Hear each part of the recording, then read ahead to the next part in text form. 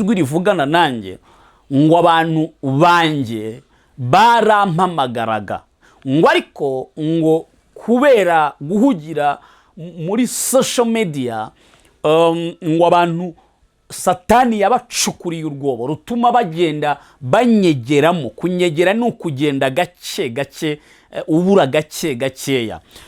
Urabona iyo umuntu ari kurohama mu nyanja cyangwa mu mazi kuriya kuntu amanuka, niko nabonaga ingo nyinshi, inzu nyinshi mindani zirimo amazi menshi abantu barigitiyemo. Noneho numva ijwi rivugana nanjye ngo ubwire abantu uranguruye n'ijwi rirenga, ababasha kukumva bakumve, abatakumva babyihorere, ngo bongere biyongeremo akabaraga. Nimuzanzamuke musenge, kubera ko izi mbaraga zigiye kugera ku rwego umuntu azajya abyuka akumva no kujya mu kazi bigiye kumunanira, akegama mu ntebe kandi afite ibyo gukora muri ofisi. Numva rero ijwi rivugana nanjye ngo nihabeho gusenga, abantu bafatirane izo mbaraga zitaragera ku rwego zikunaniza burundu, zikuneterariza. Rero Imana irambwira ngo nayo yiteguye kuzumva umuntu wese ayihamagarira mu nzu ye. Hanyuma murabizi ko ku barokore iyo twubaka gese ndagira umugisha wo kugira ubutaka, ariko abarokore benshi dusurana usanga hari ahantu yubakiye Imana. Amahoro y'Imana abane nawe shuti y'umusaraba, dusangiye amakuba no kwihangana biri muri Kristo Yesu. Ndagusuhuje mu izina ry'umwami wacu Yesu Kristo wapfuye akazuka. Ahuri ahariho hose nguhaye ikaze kuri channel yawe kandi yacu, ministeri duhuriyeho tuganira ibyururutse imitima kandi tukavugana iby'ubugingo kandi tukamena amabanga ya Satani, ibyenda kuba nabyo Uwiteka akadutiza ku maso y'umwuka, tukateraho imboni tukabona iby'abandi batareba. Wagize umugisha ukomeye kandi nanjye nakugiriyeho umugisha ukomeye kuba warakanze subscribers, tukaba tugeze ku bantu bangana nabureba. Ni umugisha ukomeye, ni umugisha udasanzwe kubagira, ni iby'igiciro cyinshi. Tumaze iminsi twakira abantu bamwe muri mwe ababashije kuduhamagara, hari abo twasenganye ku matelefone, hari nabo mwanditse ibyifuzo turikomeje gusengera gushyira imbere y'Imana ku karago niho bikemukira, kuko twebwe tubarizwa mu gisata cy'abantu bakomeje gusenga nubwo bikomeye, dukomeje guhatana n'umwanzi mu mirwano idasanzwe y'umwuka, mu ntambara y'umwuka. Iyerekwa rimaze iminsi ritambutse ry'abantu basanze imyanda babyutse ku marembo ndetse no ku miryango. Harimo abambwiye ko mwahasanze umwanda wo muri toilette, abantu umuntu akaza agakora ibyo akora ku muryango wawe. Nari navuze ko mushobora kumvugisha, hari abo twavuganye mbaha ibindi by'ubwiru nyine nagombaga kubaha kuko ni person. Hari n'abandi mutaravuga ariko mwabibonye bitewe wenda n'inshingano mufite, munavuga muti wenda ahari se ibingibi ni ibiki. Ariko buriya iyo Imana ihishuye ikintu ntukwiriye kureba title yawe, ntukwiriye kureba na diploma yawe, ahubwo ukwiriye kwita ku cy'umwuka ahishuye kugira ngo ejo utaririra mu minyotsi. Iyo bigeze muri bino bintu bya Gipantekote, bidusaba rimwe na rimwe kwigira nk'abantu badafite ubwenge kandi dufite ubwenge budasanzwe. Hanyuma rero mfite irindi iyerekwa rishamikanye na ririya, kuko ni mu masizoni, ni nk'amasizoni, part 1 part 2. Ni kuvuga ngo biriya narabibwiwe, ariko jewe ku bwanjye kubera ko nta byari byaba iwanjye, mbibwiwe n'Imana mbanza kugiramo gushidikanya, nibaza se hari umuntu ushobora kugenda agakora agashyira umusarane imbere y'umuryango wa mugenzi we. Numva nyine ibintu Imana iri kumbwira sindi kubyumva, ariko nyuma yuko tubonye ko mutwandikiye muri benshi mwahuye n'iki kibazo, turagira ngo tuvuge nibi twahishuriwe, kuko mwabaye nk'abakoma imbarutso, hanyuma natwe tubona inzira zo kugira ngo tuvuge ngo bya bintu Imana yavuganye natwe birahari. Ese niba byarabaye hakorwa iki? Abo twavuganye narababwiye, kandi hari n'abandi bamvugishije mufite kwizera gukomeye nk'uko hari muri ba Petero, mwabisanze ku miryango y'aho mucururiza, hanyuma muhagarara mu kwizera, mubikuzaho imbaraga z'amasengesho, namwe murasenga. Namwe ndabashimiye ko muri indwanyi nziza, nitutagwa isari tuzasarura mu izina rya Yesu. Reka ne kuvuga byinshi cyane, nubwo mfite byinshi byo kuvuga. Iyo nje hano iteka mba mbakumbuye, kandi kabiri mba numva mfite umwenda ku bwanyu, kubera ko hari umuhigo nahigiye Imana ko nzayikorera muri situwasiyo iyo ari yo yose. Niyo mpamvu rero no muri bino bihe bigoye abagenzi, twe tutacitse intege, ahubwo dukomeje kubura agatwe kugira ngo turebe ko twagwagwana tuhangana n'umwanzi. Nubwo bitoroshye, ariko turashimira Imana mu bibaho byose. Rero uwo muri kumwe we muramuzi, nubwo ari ngombwa kwivuga, ariko rino si itangazamakuru. Wenda twebwe tuba turi kwigisha ijambo ry'Imana, tusanzwe tuziranye hano. Mwakanze subscribe, mwabonye ibyo tuvuga ko ari ngombwa ko tubivuga, ndetse mubona ko bibafitiye umumaro, muratujoininga. Rero turaziranye, nubwo tutabona n'amaso ku maso, ariko nzi neza ko itorero nirizamuka tuzataramana n'abera. Reka tuvuge ngo amen, buri muntu wese unkurikiye. Rero mbere yuko ntambutsa iryo yerekwa, ndagira ngo mbanze suhuze abantu b'inshuti z'akadasohoka. Ubundi hari ibintu bibiri Imana yambwiye ubwo nabaga mu buvumo. Namaze mu buvumo umwaka ntagira homba. Bamwe mubona nyine twambaye amakositime gutya, cyangwa se turi kuvuga Yesu, mubona tudacika intege. Hari ubwo twabonye Yesu turamubona, kandi n'ubu tukibona imbaraga ze. Rero icyo gihe Imana irambwira ngo hari ibintu bibiri uzamenyera ku muntu wawe ukwemera, wemeranya n'ubuntu bwanjye bukurimo. Ibyo bintu bibiri Imana irabimbwira icyo gihe. Nari nshonje, nari meze nabi, nta epfo nta ruguru, ubyumve ko nari ntaho nikora. Mu yandi magambo, hamwe umuntu yavaga mu buvumo agakaraba mu byo bita amazi atemba, aricyo gisuma, cyangwa imigezi iri gushokamo amazi ahantu mu kibaya, cyangwa se mu kabande, bitewe n'aho wavukiye. Hanyuma twava aho ngaho, twamara gukaraba tugakaraba twanitse imyenda mu gashyamba. Hanyuma Imana ikajya ivuga ngo nzabagirira neza. Icyo gihe Imana irambwira ngo icyambere, umuntu ugukunda ntabwo azabivuga gusa, ahubwo azagira icyo akora kugira ngo ubwami bwanjye bukomeze kwamamazwa biciye muri wowe mwana wanjye. Icyo kirumvikana ko umuntu unyemera hari icyo bimugomba, kugira ngo urwo rukundo rukomeze gusugira muri Kristo Yesu. Kandi icyo gihe Imana ibimbwira koko, nagiraga abantu baza kureba Imana iri muri nge, ariko bakansiga n'ubundi mu buvumo, bakavuga ati okay, iryo ni ishuri rye, bakagenda nta n'usigiye n'ibyo kurya. Imana irambwira ngo impamvu ubona abantu bagenda bakeneye ikikurimo, ntibakeneye wowe. Ariko kandi nibyo nyine, umuntu ntacyo wamukeneraho, ariko wa wundi Imana ivugiramo hari icyo ushobora gukora ku buzima bwe. Hanyuma icya kabiri, Imana irambwira ngo umuntu wemeranya n'amavuta akuriho, wemeranya nawe, azahabwa umugisha, kubera ko azaba yakoze ikintu gikomeye cyane, ngo ari kukurwanya nanjye nzamurwanya. Niyo mpamvu bamwe mbagira inama, hano ntabwo ari aho gutukanira muri comments. Niba ibyo tuvuga utabyumva, wigiriye neza, wowe wigiriye neza, ntiwakwandika ibitutsi. Ariko si uko dutinya ibitutsi, ahubwo ni ukuburira abantu. Ntiwakwandika muri komenti ngo wandikemo ibitutsi, cyangwa se ngo ujye kuvuga ibyo utazi. Urumva, ibintu uzi ko bitabaho ntabwo ari ko bitabaho, ahubwo wowe ibyo uzi ni ibyo nyine, ariko natwe twahishuriwe bikomeye.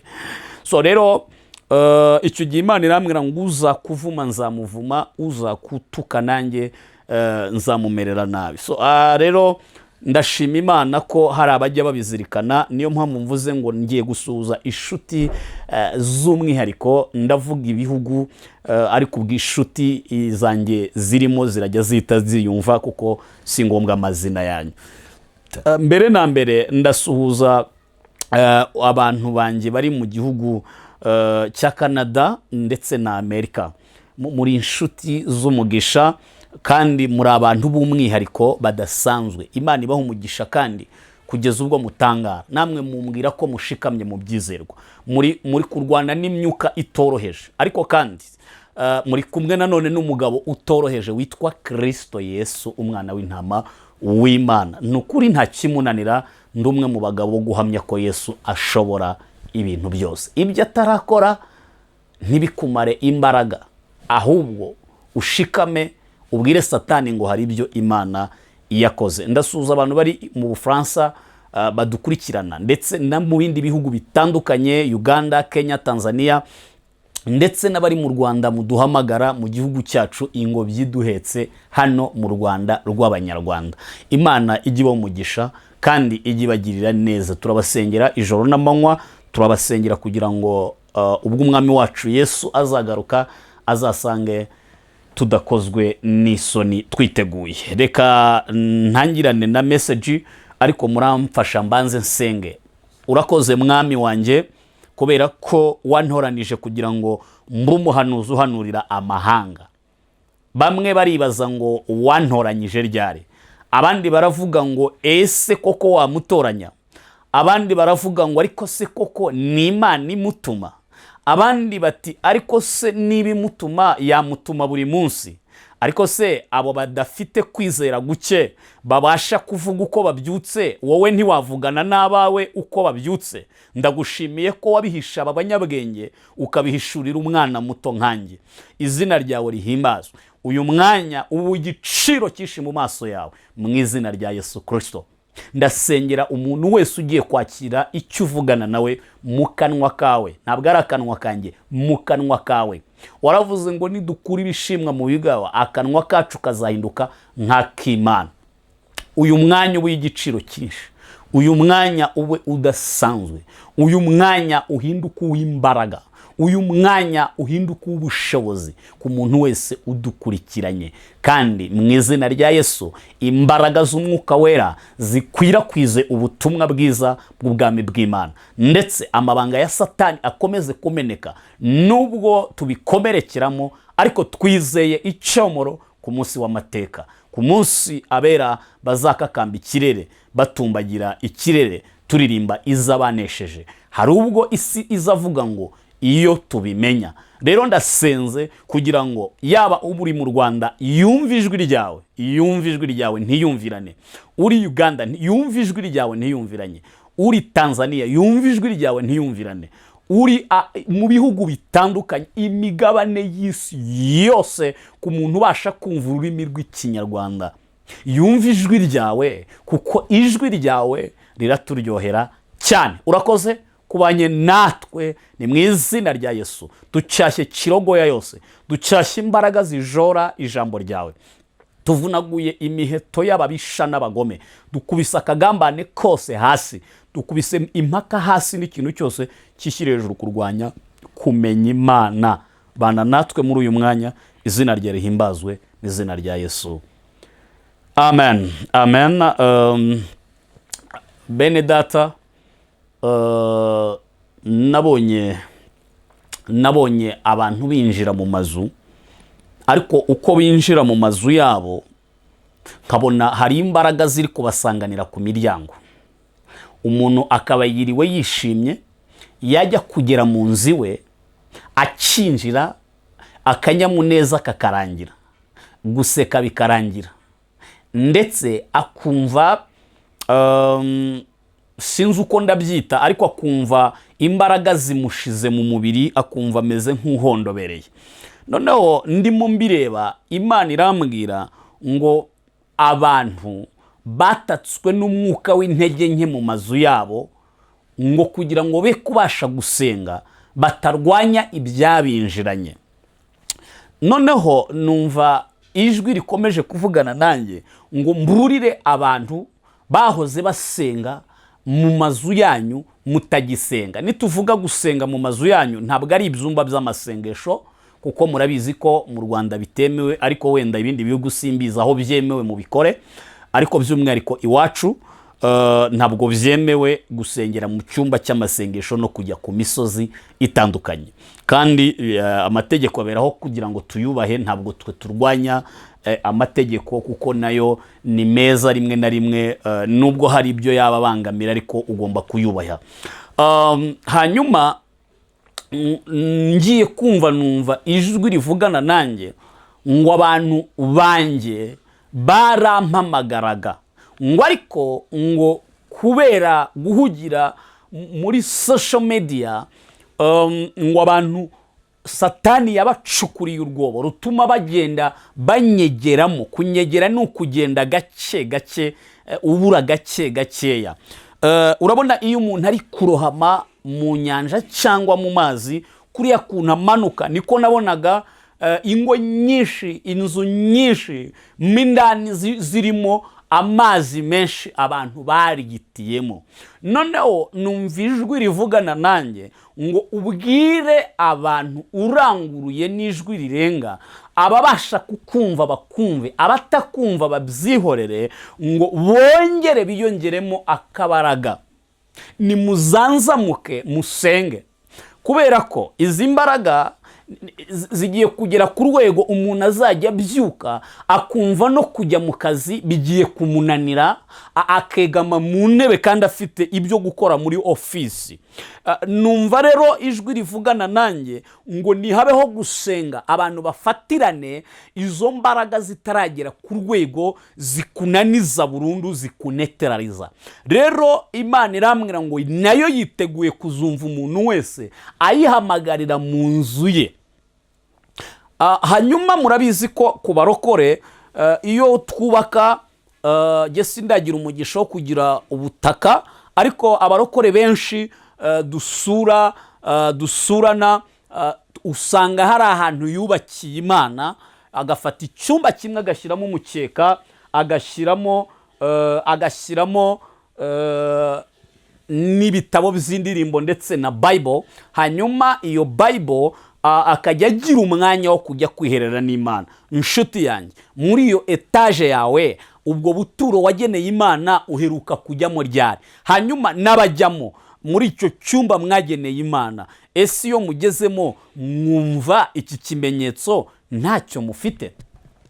Rero dusigaye tuvuga bike muri byinshi, kubera kuko ntabwo bose bakurikira imbuga nkoranyambaga baba bashaka Imana. Hari ugenda yumva kugira ngo atukane cyangwa avuge nabi, ariko nyine nta nubwo twakurenganya, kuko ubu tuhaye ibyo ufite mu kanwa kawe haba harimo isoko irohamye, irimo amazi y'ibirohwa, kandi nta muntu watanga icyo adafite. Ntitwajya tukurenganya, turabisoma nyine tukagusabira ku Mana kugira ngo Imana ikomeze kubana nawe, kubera ko natwe tukiri mu mwijima twumvaga bakora ibi ari imirimo mibi bakora, ndetse nta n'icyo bavuze, kandi twumva nta n'icyo bisobanuye. Ariko Imana itunyuza mu ishuri ryayo, itwereka ko hariho imbaraga zisumba izo twizera, kandi Imana ikora imirimo ndetse n'ibitangaza. Hanyuma kuri ba bantu ubushize twavuze basanze imyanda ku miryango babyutse, mucunge neza no mu mazu indani. Hari igihe ujya kubona ukabona ikintu gihanutse mu mabati, cyangwa se wenda muri plafo, cyangwa niba nta na plafo ukabona ikintu gihurudutse muri etaje ubundi ntigira plafo, bayimenera icyo bita dar. Ukwibaza nyine iki kintu cyavuye he? Habona igipfunyika kiguye mu cyumba cyawe. Muzajya mwihangana, kuko iyo turimo duhishurirwa, twe niwo murimo twahamagariwe. Ntabwo tureba ngo Imana yadushyizeho amavuta y'ubwa potre, ngo ntidukwiriye kuvuga ko Imana yavuze ku karubanda. None indaya ku muhanda irambara ubusa, igenda iri fiyeri, hanyuma umusinzi arabyuka ari fiyeri yuko ari umusinzi. ava mu byo bita hangova asubira gufata irindi cupa, anavuga, anaseka, anavuza induru, n'akabari yagateruye. Hama nge Imana yimitse nimvugisha ndeke kuvuga? Ntabwo ndagera kuri urwo rwego. Imana nijya imvugisha nzajya mvuga, kubera ko iminsi yo kubaho kwacu ntabwo ari myinshi ngo tunavuge ngo wenda ngo nzaba nyumvira. Oya, iki dutumye tuzakivuga tutitaye ngo turiho amavuta ngo yo hejuru, ngo sinzi. Ibyo byubahiro nibyo byisha abantu, byabarimbuye, byabashyize hasi. Hanyuma ukabona icyo gipfunyika cyaraguye mu cyumba cyawe cyangwa se mu cyumba cy'abana. Ndakwinginze, senga utisengesheje. Ari abantu mujya musetsa, ukabona umuntu urimo uramubwira araguhamagaye, aravuga njyewe ndarwaye meze nabi. Wowe ugahishurirwa baramupfunyitse ahantu mu ishashi, cyangwa baramupfunyitse ahantu mu muvumu, cyangwa baramushyize munsi y'ishyiga. Noneho uwo muntu wamubwira icyo bisaba kugira ngo akomeze kubohoka, we ukumva ni umunebwe mu bintu byose. Wanamusengera ukumva ni umuntu uri kujya avuga ngo amen amen amen, we ntashaka kuvuga. Noneho ugagira ngo abantu mwashatse ko abakozi b'Imana bo babasengera, ariko mwebwe mwegamye nk'aho intambara itabareba. Reka nkubwire, intambwe ya mbere ni iyawe, kuko intambara urimo ni iyawe. Njyewe nza nk'umwunganizi kandi mpera ku byawe nanone. Ariko kandi icyuma gityaza ikindi cyuma, niko Bible ivuga. Icya kabiri ndashaka kubabwira iki, bene data, bamwe muri mwe mwafashe imyanzuro ngo abakozi b'Imana bose ngo bo mu Rwanda ngo ntimubashaka. Reka nkubwire, ushobora kuvuga ko udashaka umukozi w'Imana mu Rwanda, ugasanga igihugu cy'u Rwanda n'ubutaka bw'u Rwanda ndetse n'uwo mukozi w'Imana uri ku butaka bw'u Rwanda niwe ubitsemo igisubizo cyawe. Mujye mwirinda muri ibi bintu. Imana igukiriza aho udakwiriye gukirira. Kandi muzirikane ko Saduraka na Meshake na Bedenego izina ryabo ryogejwe i Babuloni, ahantu ridakwiriye kogerezwa, ahantu ridakwiriye kuzamukira. Rero sijui kuvuga ngo jyewe ngo narabihaze ngo kubera abantu 3 4 baguhemukiye. None se wowe wisuzumye, reka nkubaze ikibazo. Imana nta kintu wayisuzuguyeho? Ibyo yakubwiye warabyubahirije?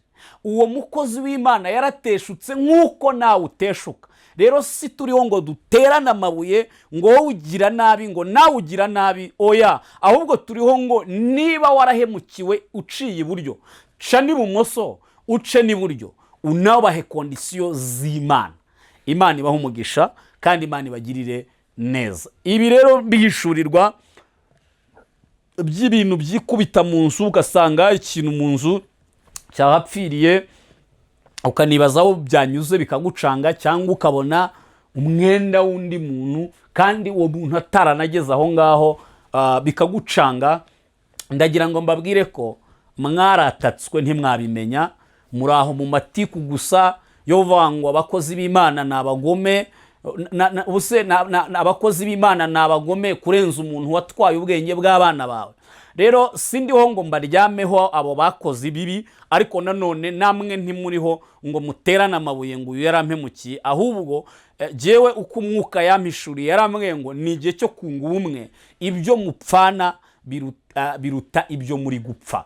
Akenshi muranapfa iby'isi, abandi mushaka ko Imana ibakorera ibitangaza, ariko mwebwe amaboko yanyu yarapfumbase, ntashobora kurekura.